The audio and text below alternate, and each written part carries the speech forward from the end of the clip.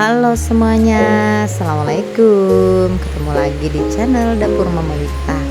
Nah, kali ini aku mau membuat olahan dari tempe dan telur puyuh ya.